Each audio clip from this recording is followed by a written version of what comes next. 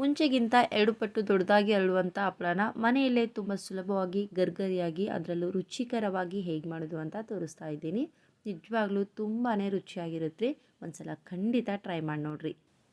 ಈ ಹಪ್ಪಳ ಒಣಗಿಸ್ಲಿಕ್ಕೆ ಬಿಸಿಲು ಇರಲೇಬೇಕಂತೇನಿಲ್ಲ. ಬಿಸಿಲು ಇರಲಿಲ್ಲ ಅಂದರೂ ಕೂಡ ನೆರಳಲ್ಲೇ ಒಣಗಿಸ್ಕೋಬೋದು. ಹಲೋ ವೀಕ್ಷಕರೇ, ಎಲ್ರಿಗೂ ನಮಸ್ಕಾರ. ದೀಪಾ ಈಸಿ ಹೋಮ್ ರೆಸಿಪಿಗೆ ತಮ್ಮೆಲ್ಲರಿಗೂ ಸ್ವಾಗತ. ಬನ್ನಿ ಹಾಗಾದರೆ ಗರ್ಗರಿಯಾದ ರುಚಿಕರವಾದಂಥ ಹಪ್ಪಳನ ಮನೆಯಲ್ಲೇ ಹೇಗೆ ಮಾಡೋದು ಅಂತ ನೋಡ್ಕೊಳ್ಳೋಣ. ಮೊದಲು ಅಕ್ಕಿ ನೆನೆಸ್ಕೋಬೇಕು. ಹಾಗಾಗಿ ಒಂದು ಬೌಲ್ ತೊಗೊಂಡಿದ್ದೀನಿ. ಅದರಲ್ಲಿ 1 ಗ್ಲಾಸ್ ಆಗುವಷ್ಟು ರೇಷನ್ ಅಕ್ಕಿಯನ್ನು ಹಾಕೊತಾ ಇದ್ದೀನಿ. ನಿಮ್ಗೆ ಎಷ್ಟು ಬೇಕೋ ಅಷ್ಟು ಅಕ್ಕಿನ ಉಪಯೋಗಿಸ್ಕೋಬೋದು. ಈಗ ಇದರಲ್ಲಿ ನೀರು ಹಾಕಿ 1 2 3 ಬಾರಿ ನೀಟಾಗಿ ವಾಶ್ ಮಾಡಿಕೊಡ್ರಿ. ನೋಡಿರಿ, ಇದೇ ರೀತಿ ಬೇರೆ ಬೇರೆ ನೀರಿನಲ್ಲಿ ನೀಟಾಗಿ ವಾಶ್ ಮಾಡಿದ್ಮೇಲೆ ಮತ್ತೆ ಇದಕ್ಕೆ ಬೇರೆ ನೀರನ್ನ ಸೇರಿಸಿ 1 2 ಗಂಟೆಗಳ ಕಾಲ ನೆನೆಸಿಟ್ಕೊಳ್ಳೋಣ. ಅಕ್ಕಿ ಚೆನ್ನಾಗಿ ನೆನೆದ ಮೇಲೆ ಮತ್ತೊಮ್ಮೆ ನೀಟಾಗಿ ನೀರಿನಲ್ಲಿ ವಾಶ್ ಮಾಡಿ ಮಿಕ್ಸಿ ಜಾರ್ಗೆ ಹಾಕ್ಕೊತಾ ಇದ್ದೀನಿ.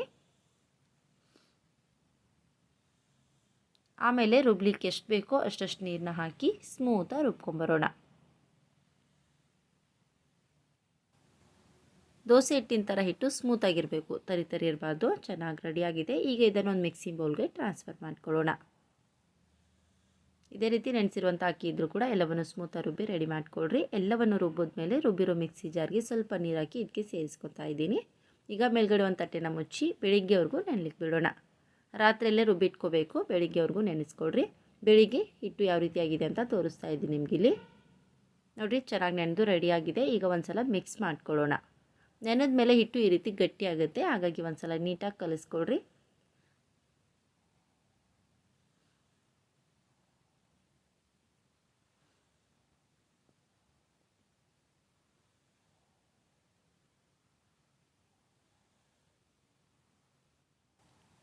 ನೋಡಿರಿ, ಚೆನ್ನಾಗಿ ಮಿಕ್ಸ್ ಮಾಡ್ಕೊಂಡಿದ್ದೀರಿ. ಆದರೆ ಹಿಟ್ಟು ಸ್ವಲ್ಪ ಗಟ್ಟಿ ಅನ್ನಿಸ್ತಾ ಇದೆ. ಹಾಗಾಗಿ ಇದರಲ್ಲಿ ಸ್ವಲ್ಪ ಎಕ್ಸ್ಟ್ರಾ ನೀರು ಹಾಕಿ ಕಲಿಸ್ಕೊಳ್ಳೋಣ. ನಾರ್ಮಲ್ ತಣ್ಣೀರು ಹಾಕಿ ಮಿಕ್ಸ್ ಮಾಡ್ಕೊತಾ ಇದ್ದೀನಿ. ಹಿಟ್ಟು ತುಂಬ ತೆಳ್ಳಗೂ ಇರಬಾರ್ದು, ತುಂಬ ಗಟ್ಟಿನೂ ಇರಬಾರ್ದು. ಒಂದು ಹದದಲ್ಲಿ ಕಲಿಸ್ಕೋಬೇಕು. ಯಾವ ರೀತಿ ಅಂತ ಮುಂದೆ ತೋರಿಸ್ತಾ ಹೋಗ್ತೀನಿ. ನೋಡಿರಿ, ಈ ಹದದಲ್ಲಿ ಕಲಿಸ್ಕೊಂಡಿದ್ದೀನಿ. ಚೆನ್ನಾಗಿ ರೆಡಿಯಾಗಿದೆ. ಈಗ ಇದಕ್ಕೆ ಒಂದು ಸ್ವಲ್ಪ ಮಸಾಲೆ ರುಬ್ಕೊಳ್ಳೋಣ. ಹಾಗಾಗಿ ಮಿಕ್ಸಿ ಜಾರ್ ತೊಗೊಂಡಿದ್ದೀನಿ. ಅದರಲ್ಲಿ ಖಾರಕ್ಕೆ ಒಂದು 3 ಹಸಿರು ಮೆಣಸಿನ್ಕಾಯಿ ಹಾಕೊತಾ ಇದ್ದೀನಿ. ನಿಮ್ಮ ಖಾರಕ್ಕೆ ಎಷ್ಟು ಬೇಕೋ ಅಷ್ಟು ನೋಡ್ಕೊಂಡು ಸೇರಿಸ್ಕೊಡ್ರಿ. ಆಮೇಲೆ ಒಂದು ಅರ್ಧ ಸ್ಪೂನಷ್ಟು ಜೀರಿಗೆ ಹಾಕೊತಾ ಇದ್ದೀನಿ. ಫ್ರೆಶ್ ಆಗಿರುವಂಥ ಕೊತ್ತಂಬರಿ ಸೊಪ್ಪನ್ನು ನೀಟಾಗಿ ವಾಶ್ ಮಾಡಿ ಹಾಕೊತಾ ಇದ್ದೀನಿ. ಇದ್ರ ಜೊತೆಗೇ ರುಚಿಗೆ ಎಷ್ಟು ಬೇಕೋ ಅಷ್ಟು ಉಪ್ಪು ಕೂಡ ಹಾಕ್ಕೊಡ್ರಿ. ಈಗ ಇದನ್ನು ತರಿಯಾಗಿ ರುಬ್ಕೊಳ್ಳೋಣ. ರುಬ್ಬುವಾಗ ಬೇಕಂದರೆ ಸ್ವಲ್ಪ ನೀರು ಸೇರಿಸ್ಕೋಬೋದು. ನೋಡಿ, ಸ್ವಲ್ಪ ನೀರಾಕಿ ರುಬ್ಕೊಂಡಿದ್ದೀನಿ. ಚೆನ್ನಾಗಿ ರೆಡಿಯಾಗಿದೆ. ಈಗ ಇದನ್ನು ರೆಡಿ ಮಾಡಿ ಇಟ್ಕೊಂಡಿರುವಂಥ ಅಕ್ಕಿ ಹಿಟ್ಟಿಗೆ ಸೇರಿಸ್ಕೊಳ್ಳೋಣ. ನೀವು ಬರೀ ಹಪ್ಪಳನ ಉಪ್ಪು ಜೀರಿಗೆ ಹಾಕಿ ಕೂಡ ಮಾಡ್ಕೋಬೋದು. ಇಲ್ಲಾಂದರೆ ಈ ರೀತಿ ಮಸಾಲೆ ರುಬ್ಬಾಕಿ ಕೂಡ ಮಾಡ್ಕೋಬೋದು. ಈ ರೀತಿ ಮಸಾಲೆ ರುಬ್ಬ ಹಾಕೊಳ್ಳೋದ್ರಿಂದ ಹಪ್ಪಳ ಸ್ವಲ್ಪ ಖಾರವಾಗಿ ಟೇಸ್ಟ್ ತುಂಬ ಚೆನ್ನಾಗಿರುತ್ತೆ. ಹಾಗಾಗಿ ಈ ರೀತಿ ಮಾಡ್ಕೊತಾ ಇದ್ದೀನಿ. ಈಗ ಒಂದ್ಸಲ ಎಲ್ಲವನ್ನು ನೀಟಾಗಿ ಕಲಿಸ್ಕೊಳ್ಳೋಣ. ನೋಡಿರಿ, ಹಿಟ್ಟು ತುಂಬ ತೆಳ್ಳಗಿರಬಾರ್ದು, ಈ ಹದದಲ್ಲಿ ಇರಬೇಕು. ಕಾಣಿಸ್ತಾ ಇರೋದು ನಿಮಗಿಲ್ಲಿ ತುಂಬ ಚೆನ್ನಾಗಿ ರೆಡಿಯಾಗಿದೆ. ಈಗ ಹಪ್ಪಳನ ಹೇಗೆ ಬೇಯಿಸೋದು ಅಂತ ನೋಡ್ಕೊಳ್ಳೋಣ. ಈ ಕಡೆ ಮೊದಲು ಸ್ಟವ್ನ ಆನ್ ಮಾಡಿ ಒಂದು ತವಾ ಬಿಸಿ ಮಾಡಲಿಕ್ಕೆ ಇಟ್ಕೊತಾ ಇದ್ದೀನಿ. ಈಗ ಇದರಲ್ಲಿ 1 ಗ್ಲಾಸ್ನಷ್ಟು ನೀರು ಹಾಕಿ ಬಿಸಿ ಮಾಡ್ಕೊಳ್ಳೋಣ. ನೀರು ಸ್ವಲ್ಪ ಬಿಸಿ ಆಗಲಿ ಅಷ್ಟರಲ್ಲಿ ಈ ಕಡೆ ತಟ್ಟೆಗೆ ಹಿಟ್ಟನ್ನು ಹಾಕಿ ರೆಡಿ ಮಾಡಿ ಇಟ್ಕೊಳ್ಳೋಣ. 1 2 ಅಗಲವಾದಂಥ ತಟ್ಟೆನ ತೊಗೊಳ್ರಿ. ಈ ತಟ್ಟೆಯಲ್ಲಿ ರೆಡಿ ಮಾಡಿ ಇಟ್ಕೊಂಡಿರುವಂಥ ಹಿಟ್ಟು 1 ಸ್ಪೂನ್ ಅಥವಾ ಅರ್ಧ ಸ್ಪೂನಷ್ಟು ಹಾಕಿ ಈ ರೀತಿ ನಿಧಾನವಾಗಿ ಹರಡ್ಕೋಬೇಕು. ದೋಸೆ ಥರ ಹಿಟ್ಟನ್ನು ಸ್ಪೂನಿಂದ ಅಗಲ ಮಾಡಬಾರ್ದು. ಈ ರೀತಿ ತಟ್ಟೆನ ಅಲುಗಾಡಿಸಿದ್ರೆ ಹಿಟ್ಟು ತಾನಾಗೆ ಹರಿದಾಡ್ತಾ ಇರಬೇಕು. ಅದಕ್ಕೆ ನೀವು ಹಿಟ್ಟನ್ನು ರೆಡಿ ಮಾಡ್ಕೋಬೇಕು. ನಿಮ್ಗೆ ಎಷ್ಟು ದೊಡ್ಡದು ಬೇಕೋ ಅಷ್ಟು ದೊಡ್ಡದಾಗಿ ಹಪ್ಪಳನ ಹರಡ್ಕೋಬೋದು. ಎಷ್ಟೇ ದೊಡ್ಡದಾಗಿ ಮಾಡಿದ್ರೂ ಕೂಡ ಹಪ್ಪಳ ಹರಿದೋಗೋದಿಲ್ಲ. ಚೆನ್ನಾಗಿ ರೆಡಿಯಾಗಿದೆ. ಈಗ ಬೇಯಿಸೋದು ಹೇಗೆ ಅಂತ ನೋಡ್ಕೊಳ್ಳೋಣ. ನೋಡಿರಿ, ನೀರು ಚೆನ್ನಾಗಿ ಬಿಸಿಯಾಗಿದೆ. ಈಗ ಬಿಸಿಯಾದಂಥ ನೀರಿನಲ್ಲಿ ಈ ರೀತಿ ಹಿಟ್ಟಾಕಿರುವಂಥ ತಟ್ಟೆನ ಇಟ್ಟು ಮೊದಲು ಬೇಯಿಸ್ಕೊಳ್ರಿ. ನೆನಪಿರಲಿ, ಈ ರೀತಿಯಾಗಿ ತುಂಬ ಹೊತ್ತು ಬೇಯಿಸಬಾರ್ದು.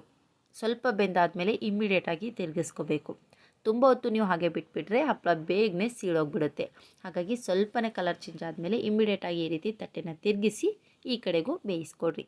ಈ ರೀತಿ ತಟ್ಟೆನ ಉಲ್ಟಾ ಮಾಡಿ ಎಷ್ಟೊತ್ತಾದರೂ ಬೇಯಿಸ್ಕೋಬೋದು. ಬೇಯಿಸಿದಷ್ಟು ಹಪ್ಪಳ ಚೆನ್ನಾಗಿ ಬರುತ್ತೆ.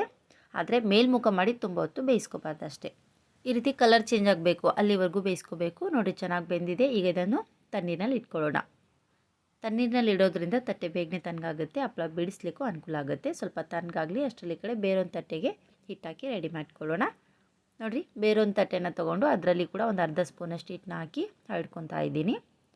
ಒಂದು 2 3 ತಟ್ಟೆ ಇದ್ದರೆ ಸಾಕು. ಬೇಗನೆ ಒಂದಾದಮೇಲೆ ಒಂದು ಹಪ್ಪಳನ ಮಾಡ್ಕೋಬೋದು. ಈ ಹಪ್ಪಳ ಮಾಡಲಿಕ್ಕೆ ಜಾಸ್ತಿ ಜನ ಕೂಡ ಬೇಕಾಗಿಲ್ಲ. ಒಂದು ಹಪ್ಪಳ ಬೇಯೋಷ್ಟರಲ್ಲೇ ಇನ್ನೊಂದು ತಟ್ಟೆಗೆ ಹಿಟ್ಟಾಕಿ ರೆಡಿ ಮಾಡಿ ಇಟ್ಕೊಂಡ್ಬಿಟ್ರೆ ಒಂದಾದಮೇಲೆ ಒಂದರಂತೆ ಬೇಯಿಸ್ತಾ ಹೋಗ್ಬೇಕಷ್ಟೆ. ಒಂದು ಬೆಂದಾದಮೇಲೆ ಇಮ್ಮಿಡಿಯೇಟಾಗಿ ಹಿಟ್ಟಾಕಿ ಇಟ್ಕೊಂಡಿರುವಂಥ ಇನ್ನೊಂದು ತಟ್ಟೆಯನ್ನು ಈ ರೀತಿ ನೀರು ಮೇಲೆ ಇಟ್ಟು ಬೇಯಿಸ್ಕೊಡ್ರಿ. ನೆನಪಿರಲಿ, ಈ ರೀತಿ ಸ್ವಲ್ಪ ಕಲರ್ ಚೇಂಜ್ ಆದಮೇಲೆ ಇಮ್ಮಿಡಿಯೇಟಾಗಿ ತಿರುಗಿಸ್ಕೊಡ್ರಿ. ತುಂಬ ಹೊತ್ತಾಗಿ ಏನಾದರೂ ಬಿಟ್ಟರೆ ಬೇಗನೆ ಹಪ್ಪಳ ಸೀಳೋಗ್ಬಿಡುತ್ತೆ. ಈ ಕಡೆ ಮುಖ ಮಾಡಿ ಎಷ್ಟೊತ್ತಾದರೂ ಬೇಯಿಸ್ಕೋಬೋದು. ಒಂದು ಬೆಂದಾದಮೇಲೆ ಈ ರೀತಿ ತಣ್ಣೀರಿಗೆ ಹಾಕ್ಕೊಡ್ರಿ. ಇದು ಸ್ವಲ್ಪ ತಣ್ಣಗಾಗುವಷ್ಟರಲ್ಲೇ ಇನ್ನೊಂದು ಹಪ್ಪಳನ ಬೇಯಿಸ್ಕೋಬೋದು. ಜಾಸ್ತಿ ಹೊತ್ತೇನು ಬಿಡೋದು ಬೇಡ. ಸ್ವಲ್ಪ ತಟ್ಟೆ ತಣ್ಣಗಾದ್ಮೇಲೆ ಈ ರೀತಿ ಸೂಜಿ ಸಹಾಯದಿಂದ ಒಂದು ಸ್ವಲ್ಪ ಎಡ್ಜಸ್ಸನ್ನು ಬಿಡಿಸ್ಕೊಡ್ರಿ ಅಷ್ಟೇ.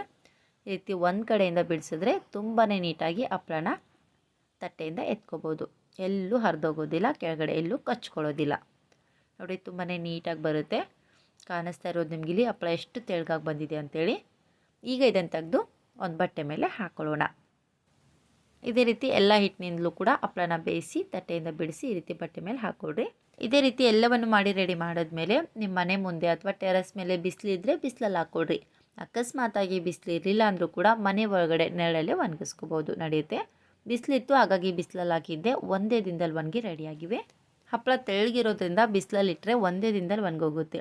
ನೀವು ತುಂಬ ದಿನದವರೆಗೂ ಇಟ್ಟು ಸ್ಟೋರ್ ಮಾಡ್ತೀರಿ ಅನ್ನೋದಾದರೆ ಇನ್ನೂ 1 ದಿನ ಅಥವಾ 2 ದಿನ ಬಿಸಿಲಲ್ಲಿಟ್ಟು ಒಣಗಿಸಿ ಆಮೇಲೆ ಡಬ್ಬಿಯಲ್ಲಿ ಇಟ್ಕೊಂಡ್ಬಿಟ್ರೆ 1 ವರ್ಷ ಇಟ್ಟರು ಕೂಡ ಹಪ್ಪಳ ಕೆಡೋದಿಲ್ಲ. ತುಂಬ ಚೆನ್ನಾಗಿರುತ್ತೆ. ನಿಮ್ಗೆ ಯಾವಾಗ ಬೇಕೋ ಆವಾಗ ಫ್ರೈ ಮಾಡ್ಕೊಂಡು ತಿಂತಾ ಇರ್ಬೋದು. ಈಗ ಎಣ್ಣೆಯಲ್ಲಿ ಕೂಡ ಫ್ರೈ ಮಾಡಿದ್ರೆ ಯಾವ ರೀತಿ ಇರುತ್ತೆ ಅಂತ ತೋರಿಸ್ತೀನಿ ನಿಮಗೆ ಇಲ್ಲಿ.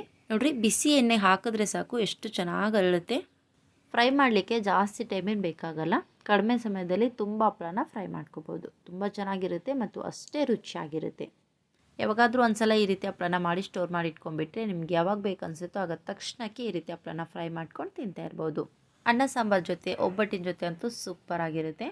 ಹಬೆಯಲ್ಲಿ ಬೇಯಿಸೋದ್ರಿಂದ ಇದಕ್ಕೆ ನಾವು ಹಬೆ ಹಪ್ಪಳ ಅಥವಾ ಉಗ್ದ ಹಪ್ಪಳ ಅಂತ ಕರಿತೇವೆ. ನೀವೇನಂತೀರಾ ಅಂತ ಕೆಳಗಡೆ ಕಮೆಂಟ್ಸ್ ಮಾಡಿರಿ. ನೋಡಿದ್ರೇ ತಿನ್ಬೇಕು ಅನ್ನಿಸ್ತಾ ಇದೆ ಅಲ್ವಾ?